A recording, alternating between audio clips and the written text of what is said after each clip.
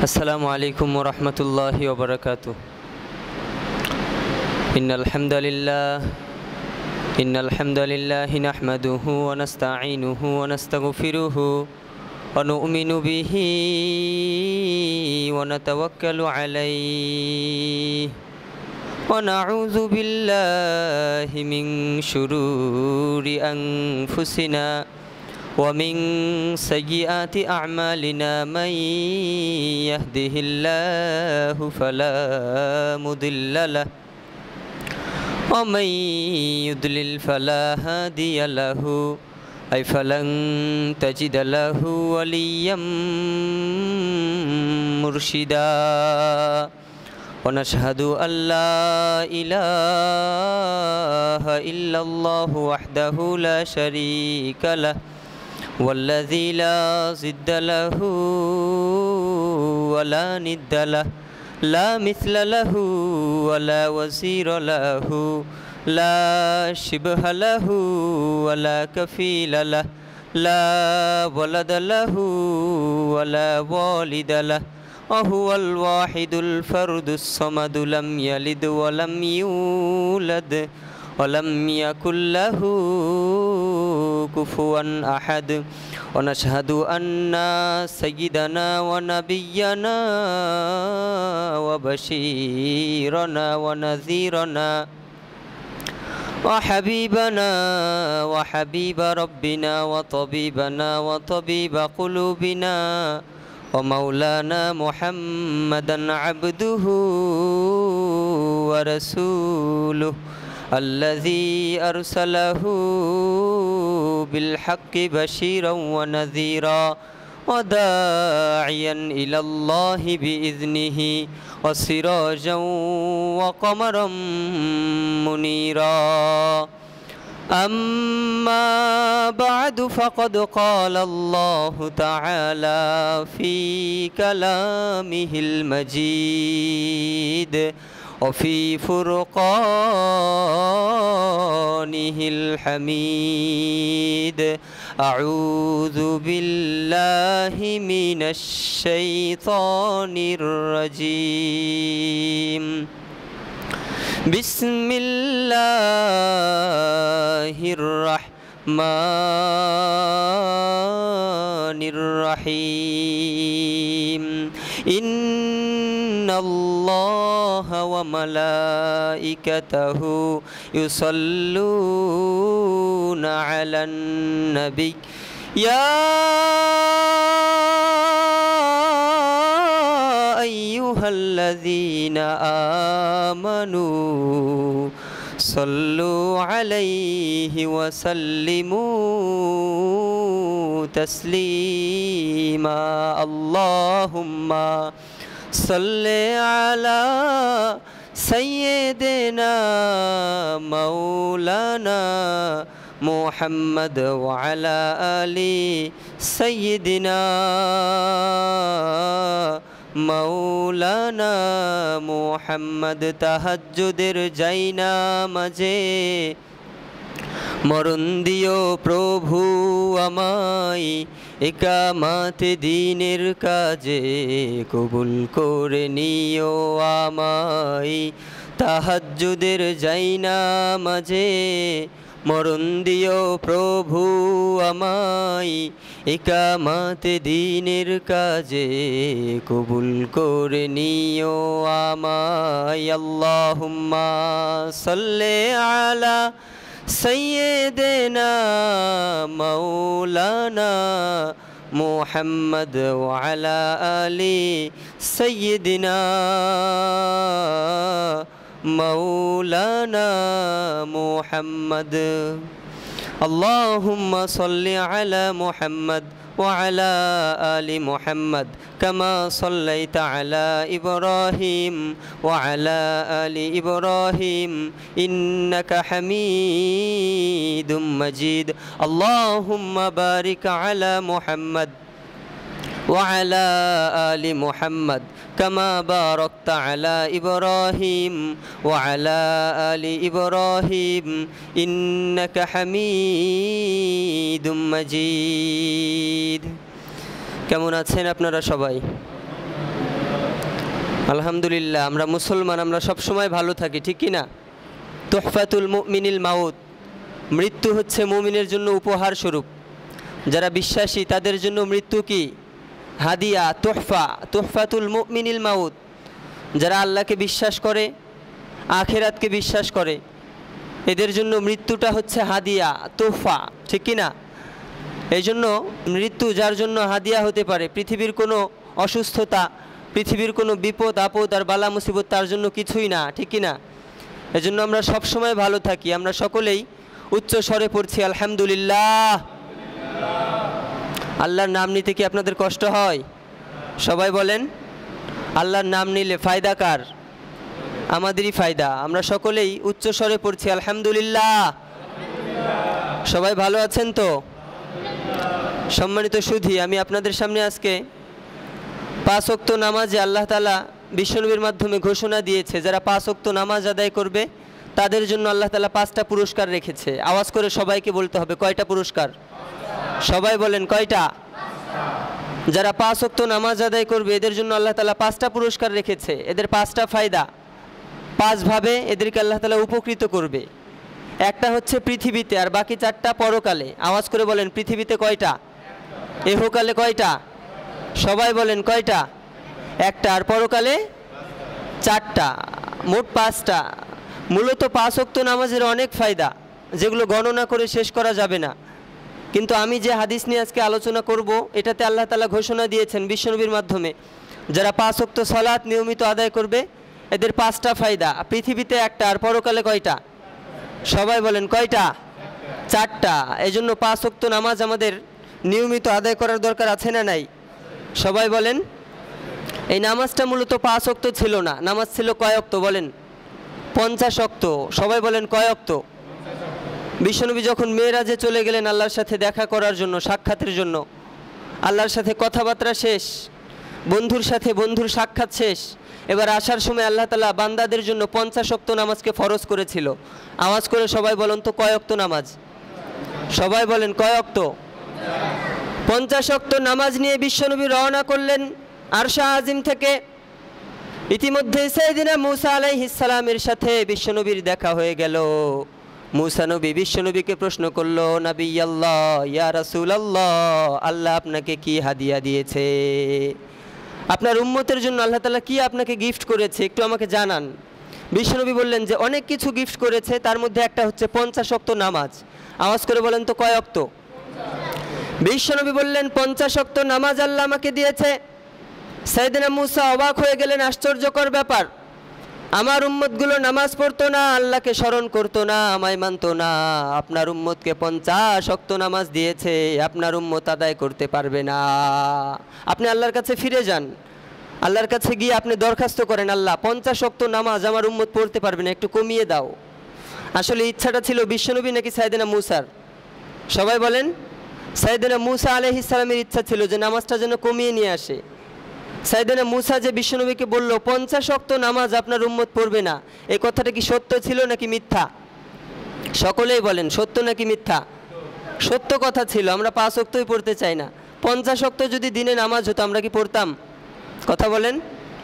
বিশ্বনবী আল্লাহর কাছে গিয়ে বললেন, আল্লাহ সব কিছু দিয়েছো, সব কিছুতে আমি খুশি হয়েছি, 50 ওয়াক্ত নামাজ দিয়েছো তাও আমি খুশি, আমার কোনো দরখাস্ত নেই, আমার কোনো প্রশ্ন নেই, আমার কোনো কথা নেই। তবে তোমার একজন পয়গম্বর যার নাম মুসা অনেক রাগান্বিত, সে আমাকে বলল, পয়গম্বর আল্লাহ আপনাকে কি গিফট করেছে? আমি বললাম 50 ওয়াক্ত নামাজ দিয়েছে। সাইয়েদিনা মুসা বলল, আপনার উম্মত 50 ওয়াক্ত নামাজ আদায় করতে পারবে না, আপনি আল্লাহর কাছে চলে যান। এজন্য আমি এসেছি, মূলত আমি আমার জন্য আসিনি। সাইয়েদিনা মুসার জোর জবরদস্তির কারণে আমি আপনার কাছে আসলাম, আল্লাহ নামাজটা একটু কমিয়ে দিন। আল্লাহ বলল, 50 ওয়াক্ত নামাজ যখন তোমার উম্মত আদায় করতে পারবে না, তখন 50 ওয়াক্ত থেকে 5 ওয়াক্ত কাটা। কয় ওয়াক্ত থাকে বলেন? সবাই বলেন, কয় ওয়াক্ত? আল্লাহ বললেন 50 ওয়াক্ত নামাজ ফরজ করেছিলাম, 5 ওয়াক্ত বিয়োগ করলাম, 5 ওয়াক্ত মাইনাস করে আমি আল্লাহ 45 ওয়াক্ত নামাজ তোমার উম্মতের জন্য ফরজ করলাম। ও আমার প্রাণের হাবিব, যাও 45 ওয়াক্ত নামাজ নিয়ে যাও। আস্তে আস্তে আবার সাইয়েদিনা মুসার সাথে দেখা। সাইয়েদিনা মুসা প্রশ্ন করলেন, আল্লাহ এবার কয় ওয়াক্ত কমালো? বিশ্বনবী বললেন যে 5 ওয়াক্ত। আওয়াজ করে বলেন, কয় ওয়াক্ত? 5 ওয়াক্ত কমানোর পর সাইয়েদনা মুসা আবার বললেন যে 45 ওয়াক্ত এটাও পড়বে না, আপনি আবার যান। বিশ্বনবী আবার চলে গেলেন আল্লাহর কাছে, গিয়ে বললেন আল্লাহ আমার তো কোনো কথা নাই, আমার কোনো আরজ নাই, আমার কোনো মিনতি নাই, তবে তোমার এই মুসা তোমার পয়গম্বর আমাকে বারবার পাঠাচ্ছে, আরও কমিয়ে দাও। আল্লাহ বললেন 45 পড়তে পারবে না, 40 যাও। সাইয়েদনা মুসার সাথে দেখা, মুসা নবী বললেন 40ও পড়তে পারবে না, আবার যান। বিশ্বনবী একবার নয়, দুইবার নয়, 9টা বার সাইয়েদনা মুসা আল্লাহর কাছে বিশ্বনবীকে পাঠিয়েছেন। আল্লাহু আকবার। কি নবী? পয়গম্বর আলাইহিস সালাম। আল্লাহর কাছে 9 বার গিয়েছে, 5 লং সবাই বলেন কত? 50 থেকে 45 মাইনাস হলে আর থাকে কত? এই 5 ওয়াক্ত নামাজ নিয়ে বিশ্বনবী আসলেন মুসা নবীর সাথে সাক্ষাতের জন্য। মুসা নবী বললেন 9 বার আপনি গিয়েছেন, এবার কয় ওয়াক্ত? বিশ্বনবী বললেন 5 ওয়াক্ত। আওয়াজ করে বলেন কয় ওয়াক্ত? সবাই বলেন কয় ওয়াক্ত? মুসা নবী বললেন 5 ওয়াক্ত পড়তে পারবে না, কারণ আপনার পূর্বে আমি আমার উম্মতগুলোকে লালন পালন করেছি, আপনার পূর্বে আমি আমার উম্মতদের দেখাশোনা করেছি, আমি দাওয়াত দিয়েছি, আমি দেখেছি মানুষগুলো কেমন, বনি আদম কেমন, 5 ওয়াক্ত নামাজও পড়বে না, আপনি আবার চলে যান, 5 ওয়াক্ত থেকেও মাইনাস করে আনেন। কি পয়গম্বরের চিন্তা ভাবনা ছিল! বিশ্বনবী বললেন যে না, আমি 9 বার গেছি, 50 ওয়াক্ত থেকে 9 বার গিয়ে 5 ওয়াক্ত থেকে মাইনাস করতে করতে আমি মাত্র 5 ওয়াক্ত নামাজ নিয়ে যাচ্ছি, এবার আল্লাহর কাছে যাতে আমার লজ্জা করে। সুবহানাল্লাহ পড়েন। বিশ্বনবী এই 5 ওয়াক্ত নামাজ নিয়ে আমাদের কাছে আসলেন। আল্লাহ বললেন পয়গম্বর 50 ওয়াক্ত নামাজ দিয়েছিলাম, সাইয়েদনা মুসার জবরদস্তির কারণে আপনি বলেছেন, সাইয়েদনা মুসা বলেছে আপনার উম্মত নাকি 50 ওয়াক্ত নামাজ আদায় করতে পারবে না। আমি আল্লাহ 50 ওয়াক্ত থেকে 5 করে কমাতে কমাতে 9টা বার 5 বার করে কমিয়েছি। এই 50 ওয়াক্ত নামাজকে আমি আল্লাহ 5 ওয়াক্ত নামাজ বানিয়েছি। আমি আল্লাহ কথা দিলাম, আপনার কোনো উম্মত যদি এই 5 ওয়াক্ত নামাজ নিয়মিত আদায় করে, আমি আল্লাহ 50 ওয়াক্ত নামাজের সওয়াব আপনার উম্মতের আমল নামায় লিখে দেব। আরও আসতে বলেন সুবহানাল্লাহ। কি আল্লাহ পেয়েছি, আলহামদুলিল্লাহ। এই জন্য এই 5 ওয়াক্ত নামাজ আমাদের উপরে ফরজ করেছে কে? আরও জোরে বলেন কে? এই নামাজটা নিয়মিত আদায় করার দরকার আছে না নাই? বিশ্বনবী বললেন যারা নিয়মিত 5 ওয়াক্ত নামাজ আদায় করবে এদের 5টা ফায়দা। আওয়াজ করে বলেন কয়টা? 5টা ফায়দা। একটা হচ্ছে পৃথিবীতে রিজিকের কোনো পেরেশানি তাদের থাকবে না। আল্লাহ তাআলা তাদেরকে যে গিফটগুলো করবে, পৃথিবীতে রিজিকের পেরেশানি থাকবে না। এই পৃথিবীতে আমাদের মারামারি, এত দাঙ্গা হাঙ্গামা, এত কেস মামলা, সব কিছু রিজিকের কারণেই, ঠিক কি না? এই রিজিকের কারণে আমাদের এত মারামারি, এত পেরেশান, এত চিন্তা ভাবনা, এত পেইন, ঠিক কি না? আল্লাহ বললেন যারা 5 ওয়াক্ত নামাজ আদায় করবে তাদের রিজিকের কোনো পেরেশানি থাকবে না। রব্বুল আলামিন বললেন ওয়ামা মিন দাব্বাতিন ফিল আরদি ইল্লা আলাল্লাহি রিজকুহা। আল্লাহ বললেন পৃথিবীর জমিনে গর্তের পিপিলিকা থেকে শুরু করে সমুদ্রের মাছ পর্যন্ত এমন কোনো প্রাণী নাই যে প্রাণীর রিজিকের দায়িত্ব আমি আল্লাহর হাতে নাই। সুবহানাল্লাহ পড়েন। এই জন্য রিজিকের মালিক কে? আল্লাহর একটা নাম হচ্ছে রাজ্জাক। বিশ্বনবী বলেছেন ইন্না লিল্লাহি তাআলা 99 ইসমান মান আহসাহা ফাদাখালাল জান্নাহ। আল্লাহর প্রসিদ্ধতম 99টি নাম আছে। আওয়াজ করে বলেন তো কয়টা? ইন্না লিল্লাহি তাআলা 99 ইসমান মান আহসাহা ফাদাখালাল জান্নাহ।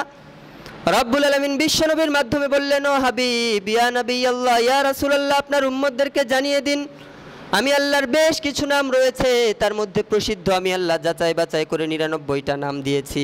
এই 99টা নাম যদি আপনার কোনো উম্মত মুখস্থ করে, আপনার কোনো উম্মতের কলবের ভিতরে যদি এই 99টা নাম থাকে, ফাদাখালাল জান্নাহ, আমি আল্লাহ তাকে জান্নাতের ভিতরে প্রবেশ করাবো। আর আসতে বলেন সুবহানাল্লাহ। এই 99টি নামের মধ্যে একটি নাম হচ্ছে রাজ্জাক। তিনি রিজিক দান করেনওয়ালা, ঠিক কি না? রিজিকের মালিক কে? আরও জোরে বলেন কে? আপনি কল্পনা করতে পারবেন না যে আপনার রিজিকটা কোথা থেকে আসবে। এই জন্য পৃথিবীতে একটা পুরস্কার হচ্ছে তার রিজিকের কোনো পেরেশানি থাকবে না। আর পরকালে সর্বপ্রথম হচ্ছে আমাদের কবরের জীবন। এই কবরের জীবনে কবরের আযাব থেকে মুক্তি দান করবে কে? আরও জোরে বলেন কে? রব্বুল আলামিন বললেন যারা 5 ওয়াক্ত নামাজ আদায় করবে 5টা গিফট। একটা হচ্ছে রিজিকের কোনো পেরেশানি থাকবে না। দ্বিতীয় নাম্বার, কবরের ভিতরে দাফন কাফনের পরে আমি আল্লাহ তাদেরকে কবরের আযাব থেকে মুক্ত করে দেব। এজন্য 5 ওয়াক্ত নামাজ যেন আমরা নিয়মিত আদায় করি। এই কবরটা একটা অন্ধকার ঘর। বিশ্বনবী বললেন আল কবরু রাউদাতুম মিন রিয়াদিল জান্নাহ আও হুফরাতুম মিন হুফারাইন নার। ও আমার উম্মতেরা শোনো শোনো, তোমরা যদিও বাহ্যিক দৃষ্টিতে দেখো এই কবর একটা মাটির ঘর, এই কবর একটা মাটির ছোট্ট 3.5 হাত ঘর, কিন্তু এটা মাটির যেমন তেমন কোনো ঘর নয়। আল কবরু রাউদাতুম মিন রিয়াদিল জান্নাহ, এই কবর কারোর জন্য জান্নাতের বাগান বানাবে কে? আরো জোরে বলেন কে? আও হুফরাতুম মিন হুফারাইন নার, আবার এই কবর কারোর জন্য জাহান্নামের গর্ত হয়ে যাবে। এই জন্য 5 ওয়াক্ত নামাজ যারা আদায় করে তাদেরকে কবরের আযাব থেকে মুক্তি দান করবে কে? বিশ্বনবী বয়ান করছিলেন, 2 হাতের আঙুলি একত্রিত করে বললেন, ও আমার সাহাবারা শোনো শোনো, একজন গুনাহগার নাফরমান বেঈমান নালায়েক বান্দাকে যখন কবরের ভিতরে রেখে আসা হয়, যখন সে তার কবরের প্রশ্নের উত্তর দিতে পারে না, তখন তার কবরে আযাব শুরু হয়ে যায়। ডান পার্শ্বের মাটি এত জোরে চাপ দেয়, আমার আঙুলগুলো যেভাবে মিলিয়ে গিয়েছে, ডান পার্শ্বের পাঁজরের হাড়টি বাম পাশের পাঁজরের হাড়টির ভিতরে ঢুকে যায়। আপনার হাড়গুলো ভেঙে চুরমার হয়ে যাবে যদি এক জাররা পরিমাণ গুনাহ নিয়ে কবরের ভিতরে যান। রব্বুল আলামিন বললেন, ফামাইয়া আমাল মিসকাল যাররাতিন খায়রান ইয়ারাহ ওয়া মাইয়া আমাল মিসকাল যাররাতিন শাররান ইয়ারাহ। আল্লাহু আকবার। আল্লাহ বললেন, এক জাররা গুনাহ নিয়ে যদি কেউ অন্ধকার কবরে যায়, তাহলে কবরটা জাহান্নামের গর্ত হয়ে যাবে। একটা অনুপরিমাণ নেকি যদি আপনি করেন, এই অনুপরিমাণ নেকির প্রতিদান আপনাকে দান করবে কে? আরো জোরে বলেন কে? আল্লাহ। অনুপরিমাণ যদি অন্যায় করেন, একটা সরিষার দানা পরিমাণ যদি অপরাধ করেন, কোনো পাপাচার করেন, এই পাপাচারেরও শাস্তি আপনাকে দেবে কে? ফামাইয়া আমাল মিসকাল যাররাতিন খায়রান ইয়ারাহ, একটা ছোট্ট নেক আমল করেছো, এই নেক আমলেরও প্রতিদান আল্লাহ তাআলা, পুরস্কার আল্লাহ তাআলা আপনাকে দেবে। ওমাইয়া আমাল মিসকাল যাররাতিন শাররান ইয়ারাহ, ছোট্ট একটা আমল করেছো, বদ আমল করেছো, এই বদ আমলের কারণে তোমাকে আযাবে গ্রেফতার করবে কে? এজন্য আমরা যেন বেশি বেশি নেক আমল করি। 5 ওয়াক্ত নামাজ নিয়মিত আদায় করার দরকার আছে না নাই? আরও জোরে বলেন, আছে না নাই? এই কবর আমল ছাড়া কিচ্ছু চেনে না। বিশ্বনবীর সাহাবী ওসমান জিন্নুরাইন রাদিয়াল্লাহু আনহু কবরের সামনে গেলে হাউমাউ করে শিশু বাচ্চার মতো কান্না করে দিতেন। ওসমানকে কিছু সাহাবারা প্রশ্ন করলো, ওসমান রাদিয়াল্লাহু আনহু বিশ্বনবীর জামাতা, বিশ্বনবী আপনাকে বলেছে আপনি জিন্নুরাইন। বিশ্বনবী যখন জান্নাতের বয়ান করে, জাহান্নামের বয়ান করে, বিশ্বনবী যখন কবরের আযাবের বর্ণনা দেয়, বিশ্বনবী যখন আখিরাতের বর্ণনা দেয়, তখন তো আপনি এভাবে কাঁদেন না, কিন্তু যখন আপনি কবরের সামনে আসেন তখন কেন হাউমাউ করে কেঁদে দেন? ওসমান রাদিয়াল্লাহু আনহু বলল, আমি বিশ্বনবীর মুখে শুনেছি মৃত্যুর পরে মানুষের বেশ কিছু ঘাঁটি রয়েছে, সর্বপ্রথম ঘাঁটি হচ্ছে কবর। এই কবরে যদি কেউ মুক্তি পেয়ে যায়, তাহলে পরের ঘাঁটিতেও মুক্তি পেয়ে যাবে। আর এই কবরে যদি কেউ আযাব শাস্তিতে পরিণত হয়, কবরের ভিতরে যদি কেউ গ্রেফতার হয়, তাহলে জাহান্নামে তাকে যেতে হবে। এই জন্য আমি ওসমান কবর দেখলে হাউমাউ করে কান্না করি। আমি কবরে যাওয়ার পরে যদি সওয়াল জবাব দিতে না পারি, তাহলে 70 থেকে 99টা সাপ ওসমানের কবরে দেবে কে? এই জন্য আমি ওসমান কান্না করি। কি সাহাবী? বিশ্বনবীর জামাতা, বিশ্বনবীর 2 জন মেয়েকে ওসমান রাদিয়াল্লাহু আনহু বিয়ে করেছিলেন, যার লকব হচ্ছে জিন্নুরাইন। জান্নাতের সার্টিফিকেট যে সাহাবারা পেয়েছে, তার মধ্যে ওসমান রাদিয়াল্লাহু আনহু ছিল 3য় নম্বরে। আওয়াজ করে বলেন তো কত নম্বরে? 3য় নম্বরে ছিল ওসমান। এরপরেও কবর দেখলে শিশু বাচ্চার মতো হাউমাউ করে কেঁদে দিতেন। জান্নাতের সার্টিফিকেট প্রাপ্ত সাহাবী, যিনি আল্লাহ রাসূল গ্যারান্টি দিয়েছে তোমরা জান্নাতে যাবে, গ্যারান্টি প্রাপ্ত সাহাবী, তারা জান্নাতি, এরপরেও তারা হাউমাউ করে কাঁদতেন।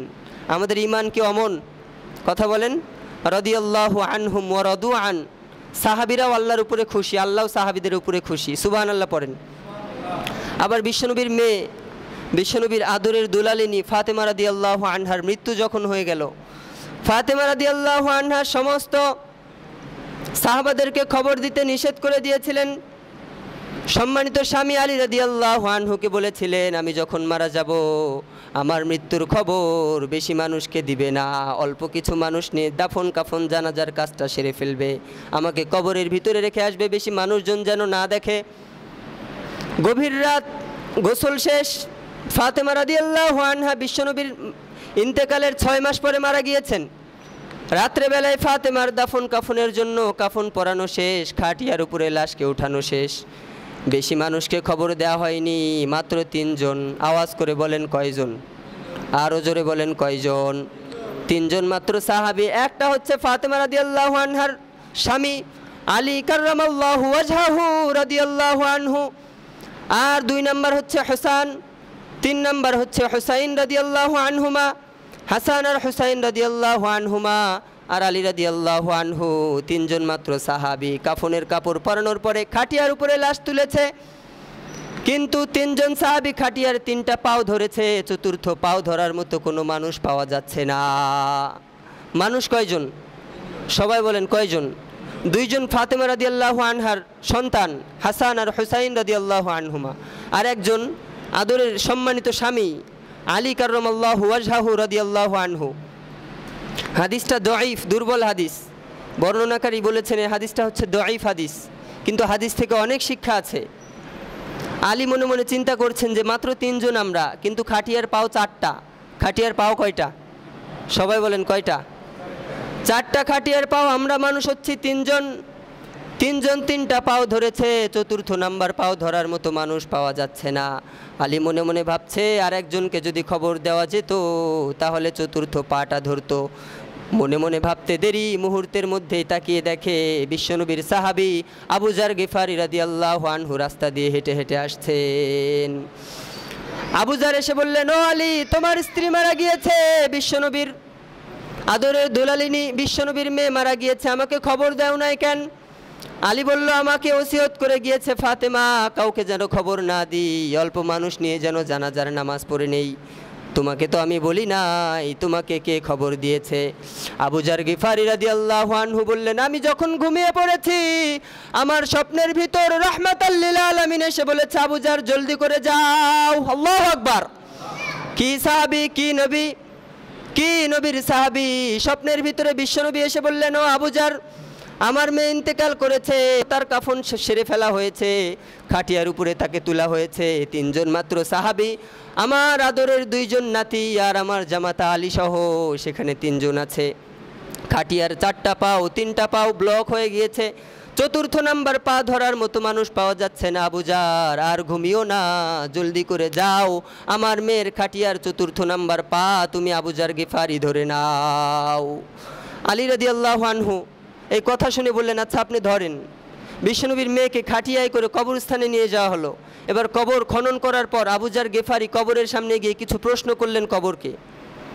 হাদিসটা যদিও জয়ীফ, অনেক শিক্ষা আছে হাদিসটা থেকে। আবু যার গিফারি কবরের সামনে গিয়ে প্রশ্ন করলেন, ও কবর, শোনো শোনো, তুমি জানো নাকি তোমার ভিতরে কাকে রাখা হচ্ছে? যেন তেন কোনো নারী নয়, যেমন তেমন কোনো মহিলা নয়, যেন তেন কোনো মেয়ে নয়। তোমার ভিতরে যেই মেয়েকে রাখা হচ্ছে, তোমার ভিতরে যেই নারীকে রাখা হচ্ছে, তিনি হচ্ছেন হাসান হুসাইন রাদিয়াল্লাহু আনহুর আম্মা জান ফাতেমাতুজ জোহরা রাদিয়াল্লাহু আনহা। খবরদার বেয়াদবি করবা না। কবর থেকে কোনো আওয়াজ আসে না। আবু যার গিফারি আবার উদ্দেশ্য করে বললেন, কবর, শোনো শোনো, তুমি জানো নাকি তোমার ভিতরে কাকে রাখা হচ্ছে? খবরদার বেয়াদবি করবা না। বিশ্বনবী আলী রাদিয়াল্লাহু আনহুর ব্যাপারে বলেছে, আনা দারুল হিকমা ওয়া আলিয়্যুম বাবুহা, আনা মাদিনাতুল ইলম ওয়া আলিয়্যুম বাবুহা। আমি হলাম হিকমতের শহর, আমি হলাম প্রজ্ঞার শহর, আমি হলাম ইলমেদিনের শহর, আমি হলাম জ্ঞানের ঘর, আর সেই শহরের আর ঘরের দরওয়াজা হলো আমার সাহাবী আলী। যেন তেন কোনো নারীকে আমি রাখি নাই। তোমার ভিতরে যাকে দাফন করা হবে যেন তেন কোনো নারী না, সেই আলী রাদিয়াল্লাহু আনহুর স্ত্রী ফাতেমা রাদিয়াল্লাহু আনহা। কবর থেকে কোনো আওয়াজ আসে না। এবার 3য় নম্বরে আবু যার গিফারি কবরকে উদ্দেশ্য করে বলল, কবর, তুমি জানো নাকি তোমার ভিতরে কাকে রাখা হচ্ছে? যেন তেন কোনো নারী নয়, বিশ্বনবীর আদরের দুলালিনী, বিশ্বনবীর স্নেহের মেয়ে, বিশ্বনবীর মোহাব্বতের ভালোবাসার মেয়ে ফাতেমা রাদিয়াল্লাহু আনহা। যেন তেন কোনো মেয়ে নয়, জান্নাতের সহস্র কোটি নারীর সর্দারিনী ফাতেমাকে তোমার ভিতরে রাখা হচ্ছে। কবরের থেকে আওয়াজ, ও আবু যার, খবরদার, শোনো শোনো, আমি কবর কোনটা হাসান হুসাইনের মা আমি চিনি না, আমি কবর কোনটা আলী রাদিয়াল্লাহু আনহুর স্ত্রী আমি চিনি না, আমি কবর কোনটা বিশ্বনবীর মেয়ে আমি চিনি না, আমি কবর কোনটা জান্নাতের সর্দারিনী আমি চিনি না। আমার ভিতরে যদি নেক আমল নিয়ে আসে আমি জান্নাতের বাগান, আমার ভিতরে যদি বদ আমল নিয়ে আসে আমি জাহান্নামের গর্তে পরিণত হয়ে যাব। বিশ্বনবীর মেয়ে বিশ্বনবীর আদরের দুলালিনী, জান্নাতের সহস্র কোটি যত মেয়েরা জান্নাতে যাবে, যত নারী জান্নাতে যাবে, সব নারীদের সর্দারিনী হচ্ছেন ফাতেমা রাদিয়াল্লাহু আনহা। এই ফাতেমা রাদিয়াল্লাহু আনহাকেও কবর চেনে না। কবর বলছে আমি ফাতেমাকে চিনি না, আমি হাসান হুসাইনের মাকে চিনি না, আমি আলীর স্ত্রী চিনি না, কে বিশ্বনবীর মেয়ে আমি চিনি না, আমি চিনি আমল। আমল নিয়ে আসলে জান্নাত, আমল না নিয়ে আসলে জাহান্নাম, ঠিক কি না? এই জন্য এই কবরের আযাব থেকে মুক্তির দোয়া করার দরকার আছে না নাই? সবাই বলেন আছে না নাই? সবাই পড়েন আল্লাহুম্মা। সবাই বলছেন না, সবাই বলেন আল্লাহুম্মা ইন্নি আউযু বিকা মিন আযাবিল কবর। আরো জোরে বলেন আল্লাহুম্মা ইন্নি আউযু বিকা মিন আযাবিল কবর। আল্লাহুম্মা ইন্নি আউযু বিকা মিন আযাবিল কবর। পড়েন আমিন। আরো জোরে আমিন। আমরা কবর থেকে মুক্তির দোয়া করলাম কার কাছে? এজন্য 5 ওয়াক্ত নামাজ যারা নিয়মিত আদায় করবে তাদের রিজিকের কোনো পেরেশানি থাকবে। যারা 5 ওয়াক্ত নামাজ নিয়মিত আদায় করবে তাদেরকে কবরের আযাব থেকে মুক্তি দান করবে কে? কবরের আযাব থেকে তাদেরকে মুক্ত করে দেবে কে? তৃতীয় নাম্বার, চতুর্থ নাম্বার আর পঞ্চম নাম্বার আলোচনা করার সময় নাই। এজন্য আরেকদিন যদি সুযোগ হয় ইনশাল্লাহ বাকি 3টা বলবো। যে কথাগুলো বলেছি এবং শুনেছি আল্লাহ তাআলা আমাদের সকলকে এর উপরে পরিপূর্ণভাবে আমল করার তৌফিক দান করুক।